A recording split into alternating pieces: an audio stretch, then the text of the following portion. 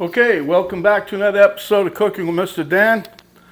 Today we're going to be making us my final little hoorah for St. Patrick's Day. I'm going to make Reuben sandwiches. I'm making one sandwich actually. So anyway, Penny and I are pretty hungry. This is going to be our brunch time. So without further ado, let's get to it. Very tasty. Very tasty. Okay, so what I've got here is my skillet on. It's heating up right now. I'm going to put a little butter in there, and then I'm going to put my marbled rye bread in there.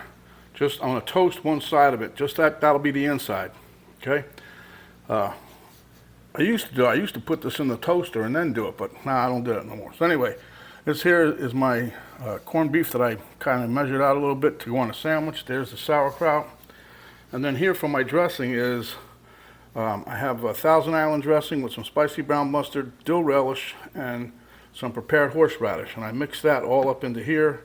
There's a cup of Thousand Island. There's a third of a cup of the dill relish. There's a quarter cup of spicy brown mustard, and a heaping teaspoon or so of the horseradish. So without further ado, let's get to it. Okay, so the first thing I'm going to do here is make sure my handle ain't hot, and it's not. I'm going to spray a little bit of slip and slide juice on there, and then I'm going to take my marbled rye and put it face down.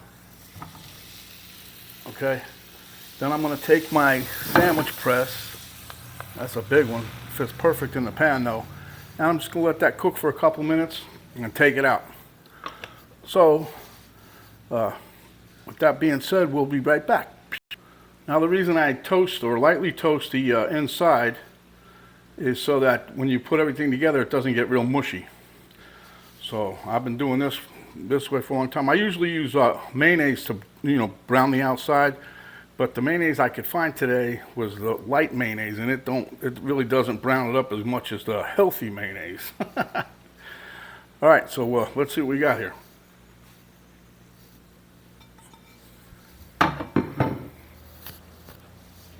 Okay, yep, that feels like just like we want it, yeah.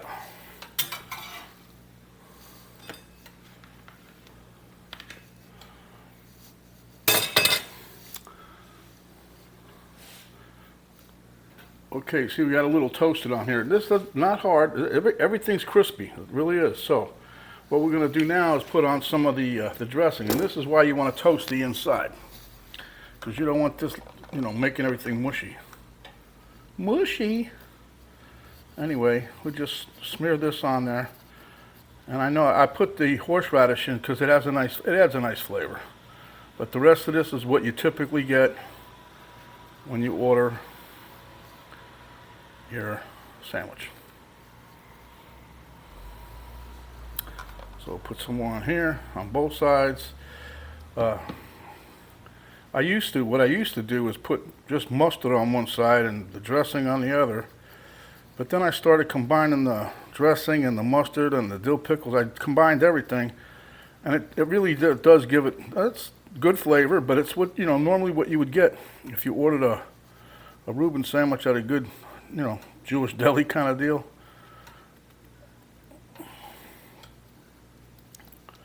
But anyway, that's that. So now we're going to take our meat, and I'm just going to layer this on a little at a time here. I'm not trying to smush everything, but that's what's going to happen. When I cook this, I put that weight on there, and it smushes the whole sandwich. And this I guess is more than a quarter of a pound I'm putting on here. Might be going a little crazy. I left my cheese in the refrigerator, but that's okay. We're going to get that right now. And this sauerkraut is still hot. Woo-hoo. Don't play with hot sauerkraut. It's not good. Wow. And the reason I heated this through too, because that way it doesn't take too long. You're not going to burn your sandwich to death when you make it. When you're cooking it in the pan. Now let me get my cheese. I can't believe I forgot the cheese. That's one of the most important things of the recipe. Now, I normally would put slices of Swiss cheese on here, but I don't have any, but I have plenty of grated Swiss cheese. So guess what? Grated it is. And I'm putting this on a little bit on the heavy side because Penny really likes a lot of cheese. And all her lab work is coming back good, so, you know, I'll give her a bonus. Okay, there's the cheese. Now we're going to take the sandwich part here and lift that up, and boom. Okay. Now we're going to scoot this back this way. A little more slip and slide juice in there. Okay. I'm going to put a little bit of butter on top of this here piece of bread. The marble rye, the top of the sandwich. I'm putting butter on the outside so that when we put this down, it gets nice and toasty. And butter's good. Butter adds all kinds of flavor, huh?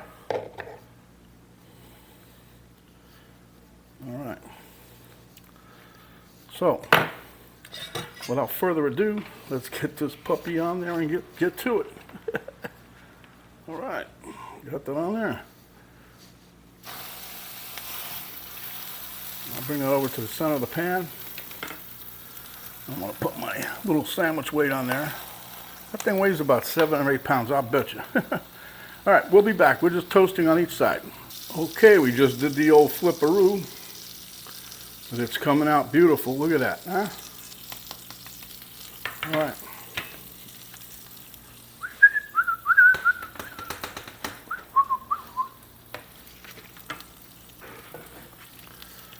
Yeah, but this will be my last, for this year, this will be my last St. Patrick's Day video. I've got 3 or 4 of them racked up. I'm going to put them into a playlist in case anybody's interested in that. All right. Let me put my weight down. Well, you can see when you put that on, it just kind of pushes down on it. Okay guys, here we have it.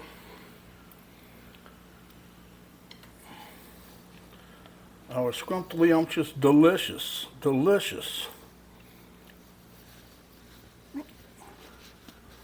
Reuben sandwich. And I've got a little side of the cold cannon mashed potatoes. If you ain't watched that yet, you need to. Those things are dynamite. All right, we'll meet you at the taste test table. Okay, so Miss Camera Girl is back to work, so that means I gotta be the camera girl. Okay, so let me get a fork here. And I don't know if you guys have seen the other video that I put in addition to the Reuben is the cold cannon. The cold cannon is an Irish potato recipe. It's very good. It's a few ingredients. They use mostly greens in this recipe, but boy, that has a good flavor. So, without further ado, and see how nice and crispy it got on both sides.